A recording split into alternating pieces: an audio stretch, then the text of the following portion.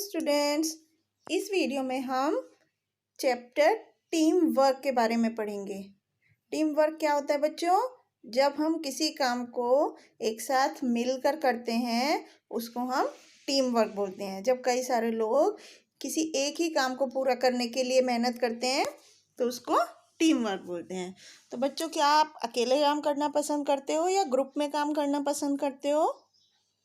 हमें हमेशा ग्रुप में काम करना चाहिए। टीम के साथ अगर हम काम करते हैं, सब लोग मिलजुल कर किसी एक काम को करते हैं तो हम बड़े से बड़ा काम भी आसानी से पूरा कर सकते हैं। हो सकता है कि हम अकेले अपने आप को बहुत टैलेंटेड समझते हैं, बहुत ज़्यादा होशियार समझते हैं, लेकिन जब कई सारे लोग किसी एक काम के लिए मेहनत करते हैं तो वो बहुत बड़ा काम भी बहुत आसानी से हो जाता है। तो हमें हमेशा एक साथ मिल कर के काम करना चाहिए।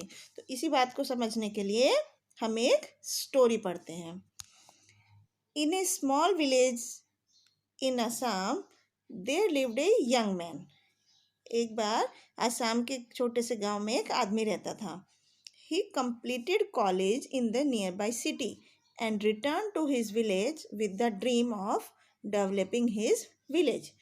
उसने अपने पढ़ाई कॉलेज की अपने शहर के पास के शहर से ही पूरी की और पढ़ाई पूरी करने के बाद वो अपने गाँव का विकास करने के लिए, गाँव में सुख सुविधाएं बनाने के लिए, गाँव को डेवलप करने के लिए सपना लेकर गाँव में वापस आ गया। Since he was more educated then other villagers, जबकि वो अपने बाकी के गांव वालों से ज़्यादा पढ़ा लिखा हो गया था। He thought he could do everything alone just like he had been managing his farm alone. उसने सोचा कि वो हर एक काम को अकेला कर सकता है, जैसे कि वो अपना खेत अकेला मैनेज करता था, इस तरह उसने सोचा कि वो किसी भी काम को अकेला कर सकता है। ही thought everything would be better and perfect when he did his work without involving others. उसने सोचा कि कोई भी काम जब अकेले किया जाता है तब ज़्यादा अच्छी तरह से हम उसको कर सकते हैं, बजाय उसके जब बहुत सारे लोग मिलके किसी काम को करते हैं। However, very soon he started to feel tired. जल्दी ही जब उसने अकेला काम करना शुरू किया तो वो थक गया। One day he was sitting in his farm. एक दिन वो अपने खेत में बैठा हुआ था। As the wind blew, the bamboo trees were swaying in front of him. जैसे हवा चल रही थी तो बांस के जो पेड़ थे वो हवा में लहरा रहे थे उसके सामने। तो young man, you look tired. You are frowning. There must be something disturbing your mind, said a green bamboo tree. एक हरे से बांस के पेड़ ने उससे कहा, यंग मैन, तुम बहुत थके हुए लग रहे हो, तुम बहुत फेडअप लग रहे हो, तो क्या चीज़ है जो तुम्हारे दिमाग को परेशान कर रही है? कोई चीज़ है तुम्हारे दिमाग में जो तुम्हें परेशान कर रही है? I want to build a bridge in my village and connect it to the city across the river. तब उस आदमी ने बोला कि मैं अपने गाँव वालों के लिए एक ब्रिज बनाना चाहता हूँ जो नदी को पार करके शहर तक पहुँचने में मदद करेगा गाँव वालों की। But I am tired working alone, said the young man. Young man ने कहा, जो आदमी ने कहा कि लेकिन मैं अकेला काम करके थक गया हूँ। Why don't you take the help of your fellow villagers? They shall help you to complete this task, said the bamboo tree. Bamboo tree ने, बांस के पेड़ ने कहा कि तुम अपने साथी जो बाकी के गांव वाले हैं उनकी हेल्प क्यों नहीं लेते हो, उनकी मदद क्यों नहीं लेते हो? वो ज़रूर तुम्हारा काम पूरा करने में तुम्हारी हेल्प करेंगे। Don't you know that the people in my village are not smart? They cannot help me. I will find a way alone and solve my problem, said the young man. उस आदमी ने कहा, क्या तुम्हें पता नहीं है कि मेरे जो गांव के लोग हैं वो उतने तेज़ नहीं है, मतलब कम पढ़े लिखे हैं और वो मेरी हेल्प नहीं कर सकते। मुझे अकेला ही इस समस्या को हल करना होगा, इसका रास्ता निकालना होगा। तो waving bamboo tree smiled and said, see the ants around your bread. वो जो हवा में लहराता हुआ बांस का पेड़ था वो मुस्कुराया और उसने कहा कि अपने चारों तरफ ब्रेड का टुकड़ा जो है उसके चारों तरफ चींटियों को देखो। The ant is smaller than the bread but each communicates with the other and they each take a small part of the bread. उन्होंने बोला जो चींटी होती है वो ब्रेड के टुकड़े से बहुत छोटी है, लेकिन वो अपनी साथी दूसरी चींटी से बातचीत करती है और इस तरह हर एक चींटी थोड़ा थोड़ा पार्ट का वजन उठा ले रही है ब्रेड का।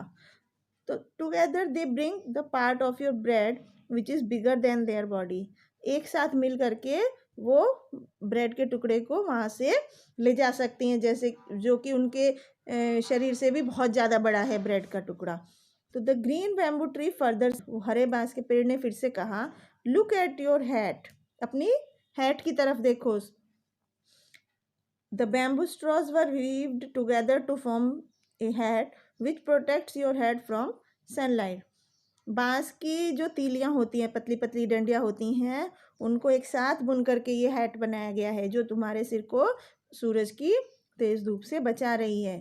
तो the young man saw the ants closely, उस आदमी ने चींटियों को एकदम पास से देखा।